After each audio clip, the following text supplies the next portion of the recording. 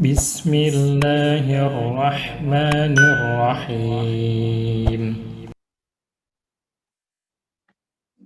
6 syarat sukses menuntut ilmu tajwid Al-Quran. Baik, mudah-mudahan kelihatan di layarnya masing-masing ya. Bapak Ibu sekalian, rahimakumullah, kami ambil dari bait-bait syair dalam kitab Ta'lim Al-Muta'allim yang disusun oleh Asy-Syaikh Az-Zarnuji. Ada bait syair yang menjelaskan tentang 6 syarat menuntut ilmu secara umum yang berbunyi ala lan tanalal ilma illa bisittatin sa'umbika an majmu'iha bibayanin zaka'un wa hirsun wastibarun wa bulghatun wa irsyadu ustadzin wa tulu zamanin. Ya, kalau dalam Diwan Asy-Syafi'i, bait-bait syair Imam Syafi'i juga ada bait syair yang serupa namun dengan redaksi yang sedikit berbeda, ya.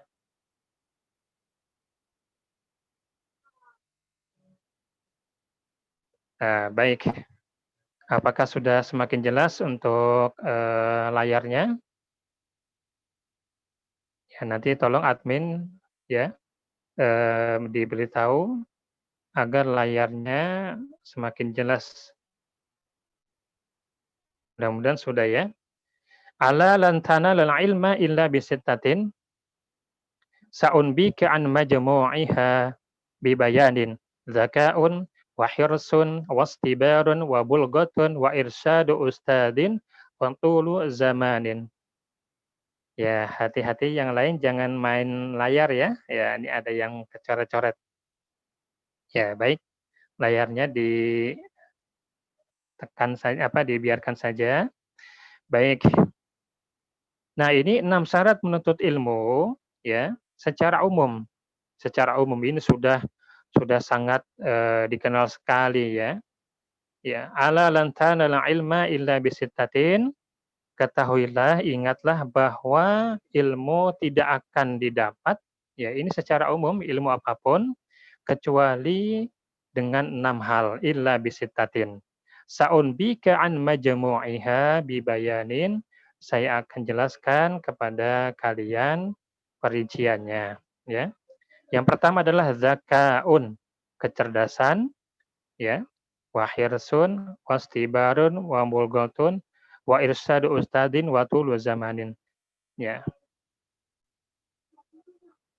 Ingatlah ilmu tidak akan diperoleh kecuali dengan 6 hal. Yang pertama kecerdasan, ya, zakaun. Kemudian wahirsun, kesungguhan. Yang ketiga wastibarun, kesabaran. Kemudian wabulghatun, bekal yang cukup. Yang kelima wa irsyadu ustadin. Yang keenam adalah watulu zamanin. Ya, ini bait syair ini menjelaskan bahwa ilmu apapun yang kita tuntut, yang sedang atau akan kita pelajari, tidak akan kita peroleh secara maksimal kecuali dengan 6 syarat ini. Dengan kecerdasan, kesungguhan, kesabaran, bekal yang cukup, dalam hal ini adalah harta, bimbingan guru, dan waktu yang lama. Tidak terkecuali termasuk juga yaitu pembelajaran tahsin tajwid yang sedang kita jalani atau yang akan kita jalani. Baik, yang pertama tentang kecerdasan. Menurut para ulama, kecerdasan itu terbagi dua. Yang pertama adalah kecerdasan yang diberikan Allah Subhanahu wa taala. Artinya setiap orang ini memiliki kelebihan kekurangan, ya. Memiliki kecerdasan yang berbeda-beda. Sebagai contoh, ya, dalam masalah hafalan, maka ada orang yang hafalannya cukup kuat, ada juga yang hafalannya lemah. Kemudian juga dalam hal memahami sesuatu atau memahami apa-apa yang disampaikan oleh gurunya. Ada yang cepat nangkep, ada yang juga dia lambat, ya. Ini kecerdasan yang diberikan oleh Allah Subhanahu wa taala, masing-masing berbeda. Dia punya kelebihan di sisi ini, punya kekurangan di sisi lain, dan begitu seterusnya.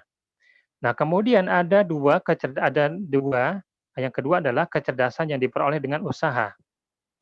Nah, artinya bahwa setiap orang ini berpeluang menjadi cerdas. Artinya apa?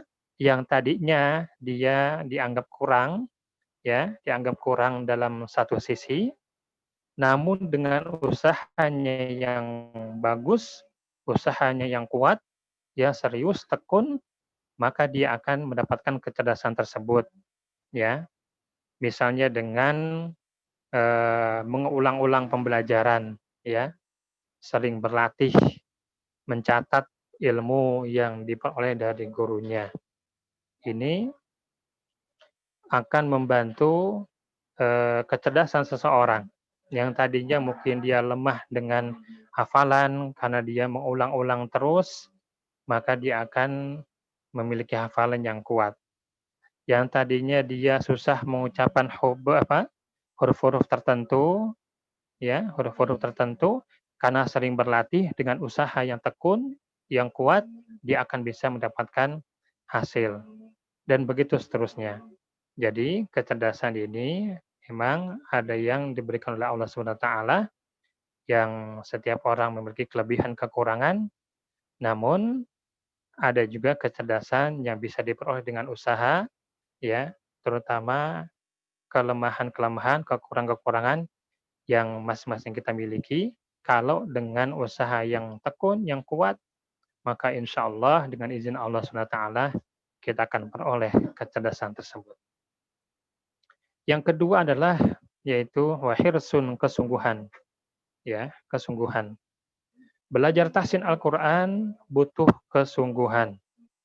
Ya, sebenarnya bukan tahsin Al-Qur'an saja, ya, seluruh cabang ilmu apapun yang sedang kita tekuni, yang akan kita kuasai butuh kesungguhan, ya.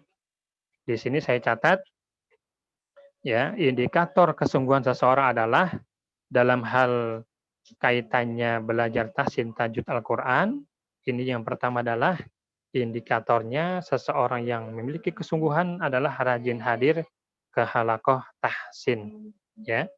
Rajin hadir ke halaqah tahsin. Dia rajin hadir. Kalau eh, tidak ada masalah apa-apa, dia akan hadir terus, ya, akan hadir. Yang kedua, tepat waktu.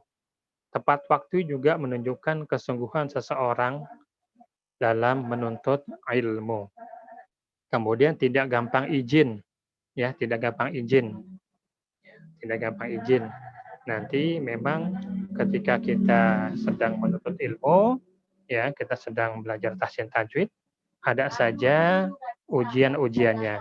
Mungkin acara-acara yang berbenturan dengan agenda tahsin kita, ya, atau mungkin gerimis, ya, atau juga mungkin sedikit pilek dan lain sebagainya, ya.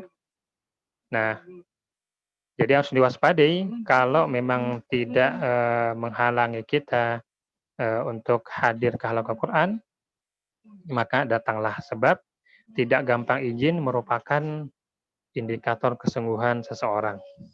Kemudian yang berikutnya adalah orang yang bersungguh-sungguh dalam belajar tahsin tajwid juga, ini salah satu indikatornya mengulang-ulang pembelajaran. Pembelajaran di lembaga kita ini sepekan sekali, ya. Jadi sepekan sekali. Yang diselenggarakan ini baru ada kelas yang sepekan sekali. Bisa dibayangkan sepekan sekali ini sebenarnya ya belum ideal, ya.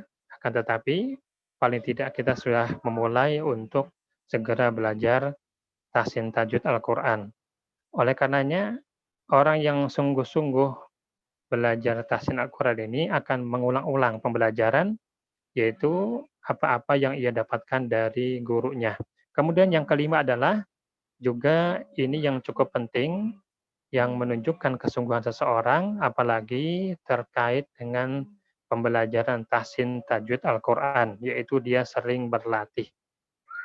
Sering berlatih ini wabil khusus saya sampaikan, khususnya adalah sebagaimana yang pernah dipesankan oleh Imam Ibnu Jazari rahimahullah taala yang beliau tuliskan dalam bait-bait syairnya dalam Muqaddimah Jazariyah. Beliau mengatakan, walaisa bainahu wa baina tarkihi illa riyadatum ri'im bifakkihi.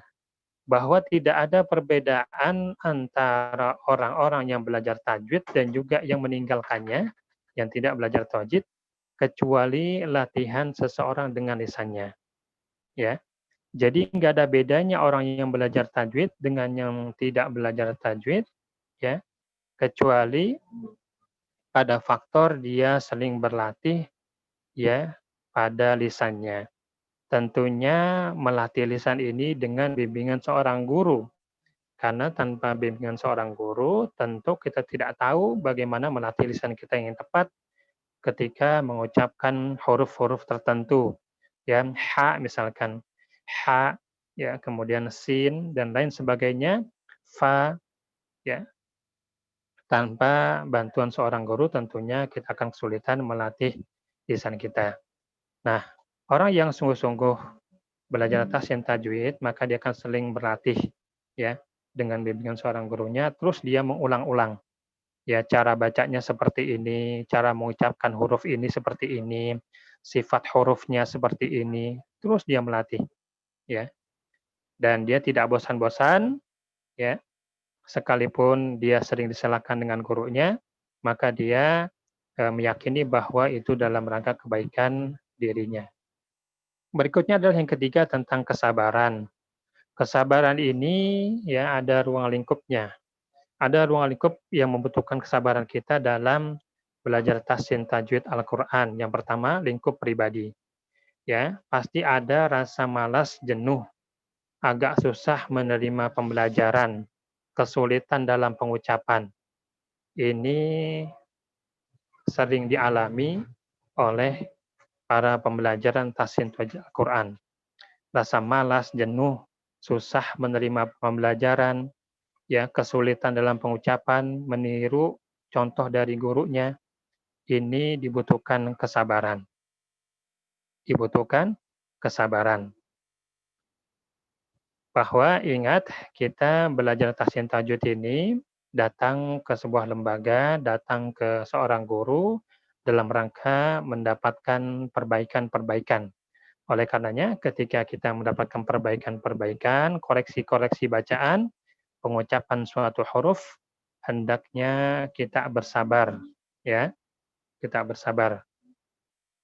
Yang kedua, lingkup lingkungan belajar yang membutuhkan kesabaran kita dalam menuntut ilmu tahsin tajwid Al-Quran. Lingkungan belajar ini diantaranya adalah tempat belajar. Tempat belajarnya terkadang kita kalau ingin belajar tahsin tajwid ini, datang ke suatu tempat atau ke lembaga, ya ini juga bisa menjadi ujian tersendiri. Misalkan tempat belajarnya nggak cocok, tempat belajarnya nggak nyaman, dan lain sebagainya, itu butuh kesabaran. Tapi alhamdulillah, kalau untuk di LBK Risalatuna, insya Allah mudah-mudahan cukup nyaman ya. Kalau offline, tapi ke online, ya online nggak ada rasanya Bapak Ibu sekalian ya. Nah, teman kelompok juga seperti itu. Teman kelompok juga bisa jadi ada teman satu halakoh Quran kita yang kita kurang cocok ya dari sisi kepribadian. Ya, ini bisa jadi membutuhkan kesabaran tersendiri ketika di teman kelompok kita ada yang suka apa namanya, suka banyak bicara, suka cerita dan lain sebagainya. Tentu dibutuhkan kesabaran. Begitupun dengan pelayanan lembaga yang barangkali belum sesuai dengan keinginan kita atau belum sesuai yang seharusnya. Ya, ini juga dibutuhkan kesabaran karena ya itu bisa saja terjadi, ya. Yang ketiga, lingkup yang membutuhkan kesabaran kita dalam menuntut ilmu tahsin tajwid Al-Qur'an adalah terkait dengan pembimbing, ya. Pembimbing bisa saja kita mendapatkan pembimbing yang terlalu tegas. Ya, terlalu tegas. Kita baru baca isti'adzah, a'udzu, sudah disalahkan. kita baru baca basmalah sudah disalahkan, ya. Ini mari kita coba menata hati, sabar, ya, sabar, ya. Kalau kita nggak sabar, maka bisa jadi bertemu dengan pembimbing yang tegas, ya, dalam mengkoreksi maupun juga dalam tegas dalam masalah kehadiran, ya kita tidak akan mendapatkan eh, kesuksesan dalam belajar ilmu tahsin tajwid ini. Ya, tegas, terlalu tegas. Begitupun juga ada pembimbing yang terlalu sabar, terlalu baik, ya, terlalu baik. Sehingga ketika kita sedang baca, ya, barangkali perasaan kita sebagai peserta ini, sebagai murid, kok kayaknya jarang ditegur, jarang dikoreksi, ya. Kalau tadi terlalu tegas, dikit-dikit dikoreksi, baru baca satu huruf sudah salah, ya, dan lain sebagainya. Ini harus lapang dada, harus sabar. Nah, ini kebalikannya, ada pembimbing yang terlalu sabar. Terlalu sabar, ya, kita baca udah agak panjang, kayaknya kok nggak dikoreksi-koreksi, ya. Itu bisa saja nanti ada dalam hati kita, ini saya sebenarnya ada salah apa enggak ya? Ini harus sabar, ya. Setiap pembimbing insya Allah sudah memiliki standarisasi bagaimana cara memberikan perbaikan-perbaikan koreksi kepada murid-muridnya. Dan setiap pembimbing insya Allah lebih paham kepada murid-muridnya dalam kelompok halakohnya. Nah, ini harus sabar, ya. Namun tetap saja kita sebagai peserta terkadang bertemu dengan pembimbing yang terlalu tegas, ya kita nggak cocok. Padahal kita baru 1-2 pertemuan, belum tuntas belajar, ya, belum tuntas belajar. Begitupun kita ketemu pembimbing yang terlalu sabar, terlalu penyayang, gitu ya, kita merasa juga nggak sabar, ya. Nah, ini Bapak Ibu sekalian, lingkup pribadi, lingkungan belajar dan pembimbing yang membutuhkan kesabaran kita agar kemudian kita bisa mendapatkan kesuksesan dalam belajar tahsin tajwid Al-Quran. Yang berikutnya adalah bekal harta. Dalam menuntut ilmu, apapun butuh pengorbanan harta. Saya pikir ini sudah dipahami oleh kita semua, ya. Kemudian ada beberapa kisah para ulama yang mengkisahkan, menceritakan bagaimana bahwa memang kita kalau sedang menuntut ilmu itu mau tidak mau membutuhkan bekal yang cukup, dalam hal ini adalah masalah harta, ya. Ibnul Qasim mengatakan mencari ilmu juga menyebabkan Imam Malik membongkar atap rumahnya dan menjual kayunya. Siapa Imam Malik? Ya, Imam Malik adalah Masya Allah, ya, imam besar, ya, imam besar. Kemudian setelah itu dunia berdatang kepadanya, ya. Jadi Imam Malik, imam besar, itu bagaimana beliau membongkar atap rumahnya dan juga menjual kayunya dari atap rumahnya yang dibongkar, itu dalam rangka untuk mencari ilmu, ya. Setelah beliau menjadi imam besar, maka otomatis dunia berdatangan kepadanya. Pun Imam Syafi'i pernah mengatakan, tidak layak bagi orang yang menuntut ilmu kecuali orang yang siap bangkrut, ya. Tidak layak bagi orang yang menuntut ilmu kecuali orang yang siap bangkrut. Begitupun Imam Syu'bah, salah satu imam qiraat, mengatakan barang siapa yang menuntut ilmu hadis, belajar agama, maka akan bangkrut. Nah, berikutnya Bapak Ibu sekalian, ya, sekalipun mungkin kita mendapatkan beasiswa, ya, dalam menuntut ilmu, namun hakikatnya juga tetap membutuhkan pengorbanan harta di sana.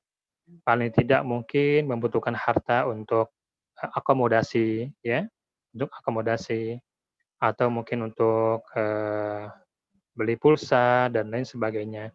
Tetap apapun kondisinya dalam menuntut ilmu itu ternyata juga membutuhkan pengorbanan harta. Nah, termasuk kita juga belajar tahsin tajwid juga dibutuhkan wabul gotun, yaitu bekal yang cukup, ya. Sedikit kita sisihkan dan kita niatkan ini harta yang kita keluarkan sebagai investasi akhirat, ya, investasi akhirat. Dan kalau kita mau jujur, bisa jadi insya Allah ya biaya-biaya yang kita keluarkan untuk mencari ilmu agama, untuk belajar tahsin tajwid ini insya Allah masih terjangkau, masih masih terjangkau. Dan beberapa pesan para ulama bahwa ilmu agama lebih utama daripada harta. Dengan alasan yang pertama adalah ilmu agama adalah warisan para nabi. Para nabi tidak meninggalkan harta, namun mewarisi ilmu agama. Kemudian yang kedua adalah ilmu agama akan menjaga pemiliknya.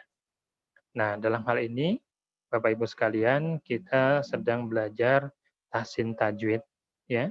Harta yang kita sisihkan sebagai investasi akhirat, insya Allah ini akan menjadi sebuah ilmu agama yang akan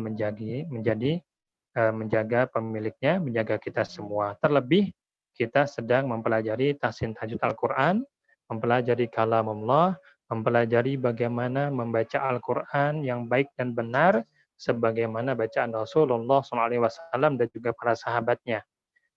Ya, sedang mempelajari bagaimana membaca Al-Quran, bagaimana bacaan yang dulu Al-Quran diturunkan langsung kepada Rasulullah Shallallahu Alaihi Wasallam.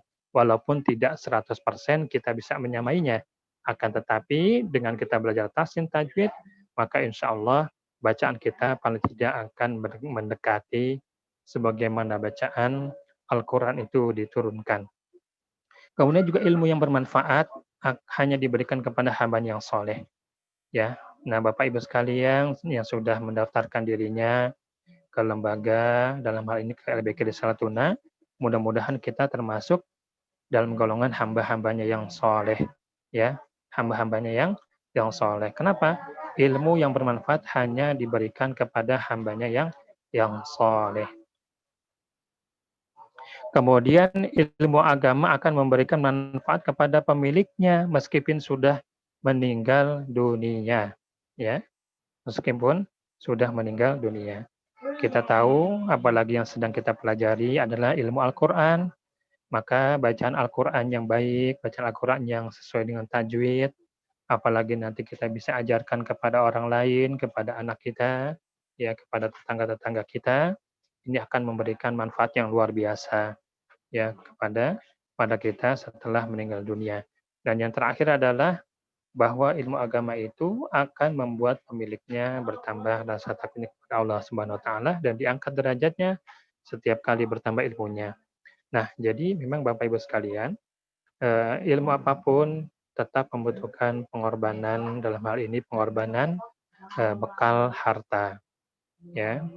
Namun yakinlah bahwa harta yang sedikit kita sisihkan untuk menuntut ilmu agama ini, terlebih menuntut ilmu tahsin tajwid Al-Quran, ya, menuntut ilmu Al-Quran, kita yakin bahwa harta yang kita keluarkan menjadi barokah.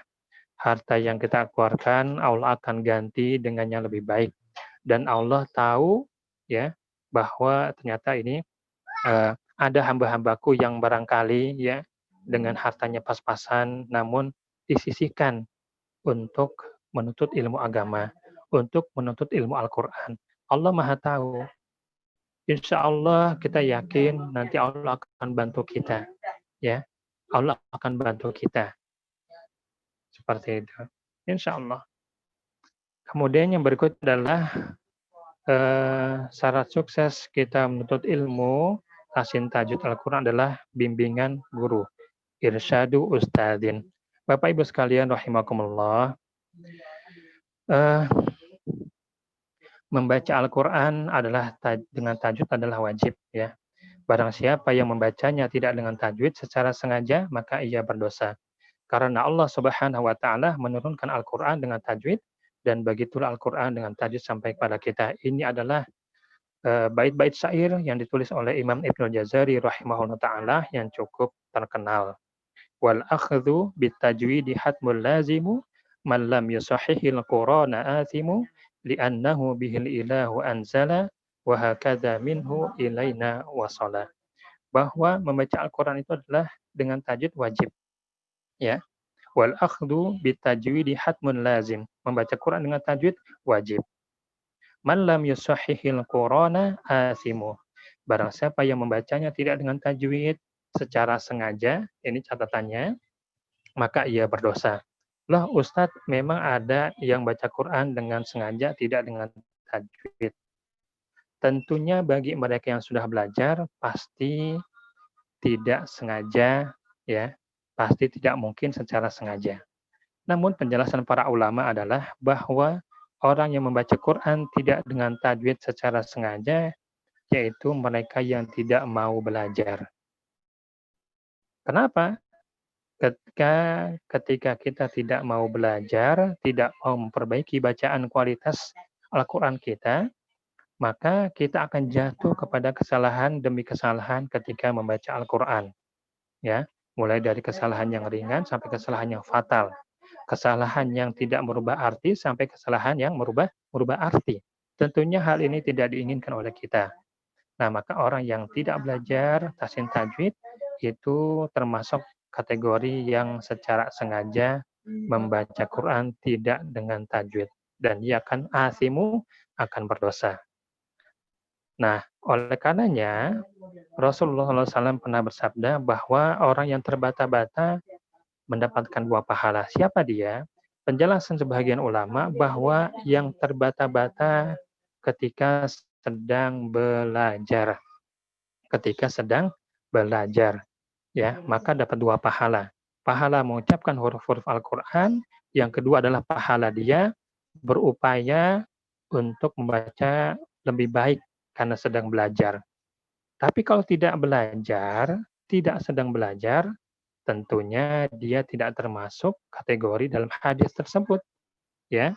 Alangkah enaknya, ya, tidak belajar, tidak berguru, kemudian membaca Al-Quran terbata-bata dapat 2 pahala terus. Lalu apa bedanya dengan orang yang belajar dan dia terbata-bata? Nah, demikian penjelasan sebagian ulama tentang hadis tersebut, bahwa yang terbata-bata mendapatkan 2 pahala adalah mereka yang mempelajari Al-Quran, kemudian masih kesulitan, masih terbata-bata, dapat 2 pahala. Ya.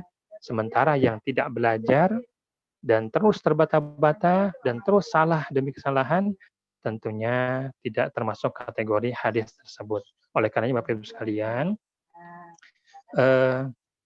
Al-Quran itu sebagian dalam tabel ya, perhatikan bahwa Quran memang Allah turunkan kepada Rasulullah SAW, kepada Nabi kita, Nabi Muhammad SAW, melalui perantaraan Malaikat Jibril alaihissalam, itu dengan tajwid. Ya.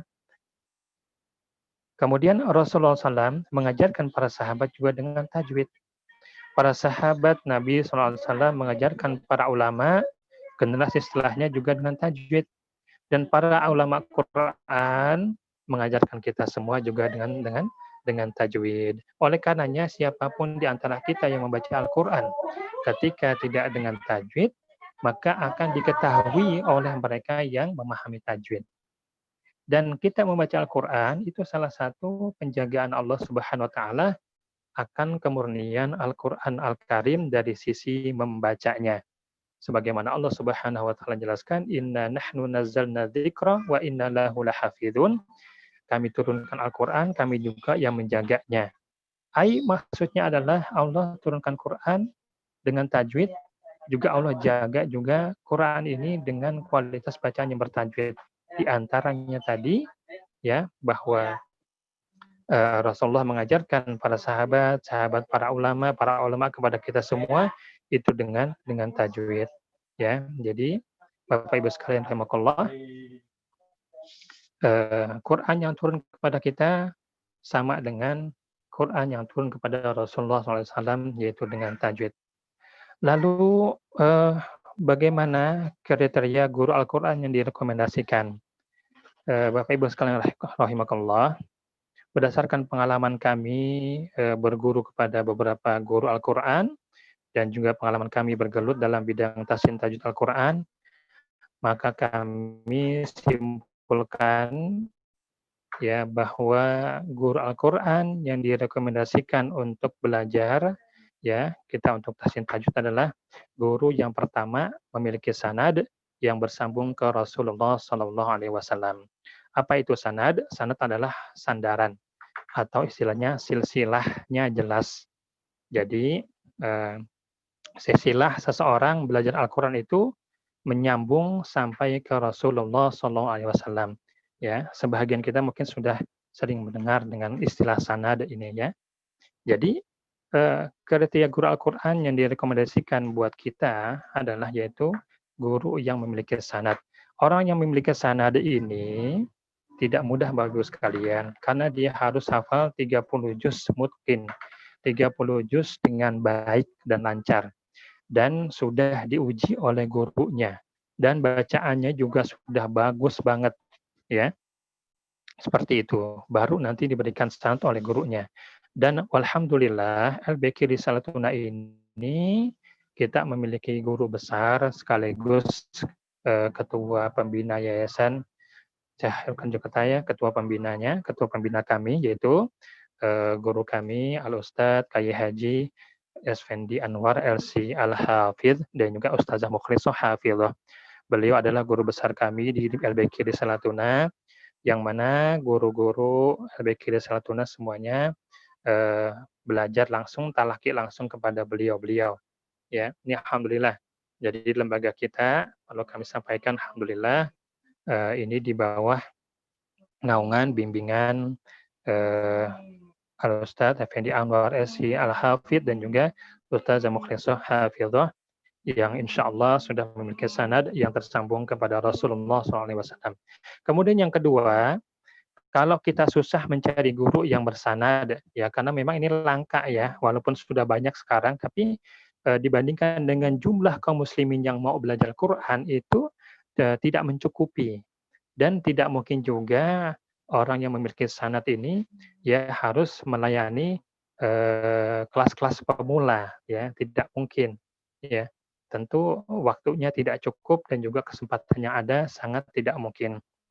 Oleh karenanya, kalau kita sulit untuk langsung ketemu dengan guru yang memiliki sanad yang bersambung ke Rasulullah SAW, kita bisa belajar kepada guru lapis pertama dari yang bersanad. Nah, ini guru-guru LBQ Risalatuna bisa dikatakan adalah guru lapis pertamanya dari guru yang memiliki sanad yang bersambung ke Rasulullah SAW. Ya. Kalau masih susah juga nyari guru lapis pertama karena juga sibuk, waktunya sudah padat ngajar di mana-mana, kita cari guru lapis yang keduanya. Ya, guru lapis yang keduanya. Ini ibaratnya kakek ya, anak apa namanya? Ada anak, ada kakek, ada cucu gitu ya. Ya, yang silsilahnya jelas. Kalau masih susah juga kita ketemu guru dari guru yang memiliki sanad, kalau memang waktunya terbatas dan nggak mungkin dia melayani kelas-kelas pemula, kemudian juga muridnya juga sudah pada sibuk semua, kemudian juga muridnya juga sudah sibuk semua, susah ditemui, maka belajarlah kepada guru yang masih aktif talaki kepada seorang guru. Artinya kita belajar tahsin tajwid ini kepada seorang guru yang masih guru tersebut masih aktif talaki kepada gurunya, gitu ya. Jangan belajar kepada seorang guru yang hanya mengandalkan mushaf. Para ulama mengatakan, la taqra'il Qur'an ala mushafiyyin. Janganlah engkau membacakan Quran kepada para mushafiyyin. Jangan kamu belajar Al-Quran kepada orang yang hanya mengandalkan mushaf. Betul ia bisa baca Quran, betul ia suaranya baik, betul ia bisa baca Quran bagus, tapi kalau dia berhenti belajar, kalau dia belum punya sanad, kalau dia tidak talaki dengan seorang guru, ya, maka menurut para ulama janganlah engkau membacakan Quran atau maksudnya adalah janganlah engkau belajar Quran kepada mereka yang hanya mengandalkan mushaf, ya, yang tidak memiliki guru. Nah, Bapak Ibu sekalian, alhamdulillah LBQ Risalatuna insyaallah di bawah bimbingan Al-Ustadz Effendi Anwar, ya seorang yang sudah memiliki sanad dan tidak diragukan lagi insyaallah untuk kualitas guru-guru di LBQ Risalatuna insyaallah walhamdulillah. Yang berikutnya yang terakhir adalah waktu yang lama. Bapak Ibu sekalian rahimakumullah. Eh, yang berikutnya yang terakhir adalah syarat sukses kita mempelajari ilmu tahsin tajwid Al-Quran adalah waktu yang lama, tulu zaman. Bapak Ibu sekalian rahimakumullah, berapa lama kita menuntaskan pendidikan sekolah umum? Sekolah TK ada yang setahun, ya. Kemudian sekolah SD 6 tahun, sekolah SMP 3 tahun, SMA 3 tahun, kuliah 4 tahun. Ya, berapa tahun kita menuntaskan yang namanya untuk pendidikan sekolah umum? Bertahun-tahun Bapak Ibu sekalian. Kemudian tiba-tiba kita ingin belajar tahsin tajwid, kita ingin cepat, kita ingin sebulan, kita ingin seminggu, ya. Kita ingin hafal Quran cepat sebulan. Ini bagaimana rasanya mustahil Bapak Ibu sekalian, ya. Oleh karenanya kami berdasarkan pengalaman kami mencoba tuliskan target waktu belajar Al-Qur'an. Yang pertama jangka pendek, ya. Kami tidak tuliskan tahun atau waktu karena ini setiap orang bisa berbeda. Tapi jangka pendek yang harus kita perhatikan dalam belajar baca Al-Quran adalah yaitu kita bisa baca Al-Quran kemudian bebas dari kesalahan yang fatal atau dikenal dengan Al-Lahnul Jali, kesalahan yang bisa merubah arti. Ini jangka pendeknya, ya, yaitu bagaimana kita bisa membaca Al-Quran dulu, kenal-kenal huruf Al-Quran, ya, kemudian bisa terbebas dari kesalahan yang fatal. Apa itu kesalahan yang fatal? Kita tidak ketukar antara harokat kasroh dengan fathah, antara fathah dengan dhammah, ya. Apalagi panjang pendek yang 2 harokat, kita sudah bebas dari kesalahan tersebut, ya. Ada inna yang panjang, ada inna yang pendek. Nah, ini kita bacanya udah benar. Nah, target jangka pendek adalah seperti itu. Bisa membaca Al-Quran, bisa kenal huruf-huruf hijaiyah, kemudian bisa bebas dari kesalahan yang fatal, yang bisa merubah arti. Ya. Kapan selesainya? Berapa lama? Tentu setiap orang berbeda, Bapak Ibu sekalian. Nah, di lembaga kita, ini sudah coba dibuatkan level-levelnya, setiap angkatan per 3 bulan, yang mudah-mudahan bisa membantu kita semua bisa membaca Al-Quran dari kesalahan yang fatal. Kemudian jangka menengah, kalau sudah kita bebas ya bisa membaca Al-Quran walaupun masih pelan-pelan, yang penting bisa bebas dari kesalahan yang fatal. Jangka menengahnya yang berikutnya adalah kita bisa lancar baca Al-Quran. Lancar. Tidak cukup bisa membaca, tapi lancar membaca Al-Quran, kemudian kita bisa bebas dari kesalahan yang samar. Kesalahan yang samar. Kesalahan yang jarang diketahui banyak orang kecuali hanya para guru Al-Quran yang mutqin, para guru Al-Quran yang mahir, yang bisa tahu kesalahan-kesalahan yang samar ini. Ya. Dan ini nggak ada habis-habisnya, Bapak Ibu sekalian, ya, eh, membaca kesalahan terbebas dari kesalahan yang samar Allah al-Khafi ini, ya, ini harus butuh ketelitian dan juga kesabaran, ya. Nanti kita akan kenal dengan sifat-sifat huruf yang namanya hams, rokhawah, syiddah, dan lain sebagainya. Ya. Kemudian jangka menengah setelah kita bisa lancar baca Al-Quran, bebas dari kesalahan yang samar, walaupun nanti juga tidak bisa bebas 100%, ya, tapi kita mencoba terus lebih baik lagi. Jangka panjangnya adalah, ya, jangka panjangnya saran kami, ya, target waktu untuk belajar baca Al-Quran adalah setelah sudah lancar, kemudian juga bacaannya sudah bagus, kesalahan fatalnya juga sudah enggak ada, kesalahan-kesalahan yang samarnya juga sudah semakin sedikit, maka niatkan kita bisa membaca Al-Quran di hadapan seorang guru yang bersanad secara tuntas dari Al-Fatihah hingga An-Nas minimal sekali dalam hidup, baik dengan hafalan atau melihat mushaf. Nah ini dia, ya. Kalau kita tanya Bapak Ibu sekalian, sudahkah kita membaca Quran di hadapan seorang guru yang bersanad secara tuntas dari Al-Fatihah sampai An-Nas? Bisa jadi kebanyakan kita jawabannya adalah belum. Oleh karena ini jangka panjang, ya. Yang perlu kita perbaiki tadi, bisa baca Quran, bebas dari kesalahan yang fatal, kemudian kesalahan-kesalahan yang samar juga semakin sedikit, kemudian kita bisa menanjak berikutnya, ya, membaca Quran secara tuntas, secara full 30 juz, baik dengan hafalan maupun mushaf kepada guru yang bersanad, ya, menaikkan kualitas kita. Kemudian yang kedua, jangka panjang juga adalah kita mempelajari kitab tajwid yang cukup dikenal, Matan Jazariyah dan juga Tuhfatul Atfal. Dan yang ketiga, kita juga bisa mempelajari minimal satu qiraat Al-Quran dengan 2 perawinya. Apa itu qiraat Al-Quran dan 2 perawinya? Mudah-mudahan insya Allah lain kesempatan akan kami bahas secara tersendiri, ya. Nah, jadi Bapak Ibu sekalian, inilah pembagian jangka waktu belajar baca Al-Quran, tahapan-tahapannya, yang merupakan hasil dari pengalaman kami, yaitu kita bisa membaca Al-Quran terbebas dari kesalahan yang fatal, kemudian lancar membaca Al-Quran, dan semakin sedikit kesalahan-kesalahan yang samar, kemudian berikutnya kita naikkan kualitas kita, bisa membaca Al-Quran secara full 30 juz, baik dengan melihat mushaf maupun dengan hafalan, di hadapan seorang guru yang bersanad, mempelajari kitab tajwid Matan Jazariyah Tuhfatul Atfal, dan juga mempelajari minimal 1 qiraat Al-Quran dengan 2 perawinya. Wallahu a'lam bishawab, ya. Dan ini yang terakhir, sebagian ulama mengatakan utlubul ilma minal mahdi ilal lahdi. Jadi memang menuntut ilmu ini panjang, ya. Tuntutlah ilmu dari buah hingga liang lahat. Imam Ahmad, salah seorang imam besar, juga pernah ditanya, ila mata wa anta ma'al mahbarah. Sampai kapan engkau masih bersama dengan wadah tinta, wahai imam? Kan kamu sudah jadi imam besar, menjadi rujukan para umat. Kok masih belajar aja, masih menuntut ilmu? Maka beliau mengatakan dengan ungkapan yang dikenal, ma'al mahbarah ilal maqabarah. Ma'al mahbarah ilal maqabarah. Bersama wadah tinta sampai ke liang lahat. Artinya terus menuntut ilmu sampai meninggal dunia.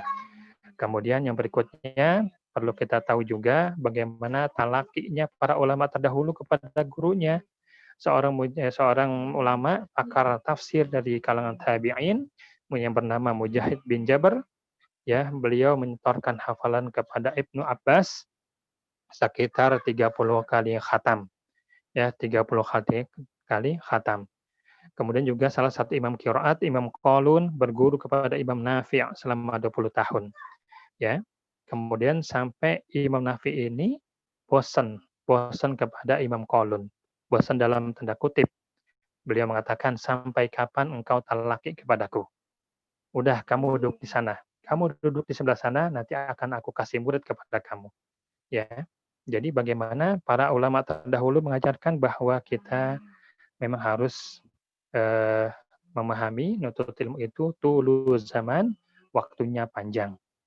Bapak Ibu sekalian rahimakumullah, demikian sedikit tentang 6 syarat, yaitu sukses, 6 syarat sukses untuk menuntut ilmu tajwid, ilmu tahsin tajwid Al-Quran, yang mudah-mudahan ada manfaatnya. Mohon maaf kepanjangan, ya. Demikian Bapak Ibu sekalian. Dan untuk terkait masalah informasi pembelajaran nanti bisa langsung dihubungi kepada admin. Lebih kurangnya mohon maaf.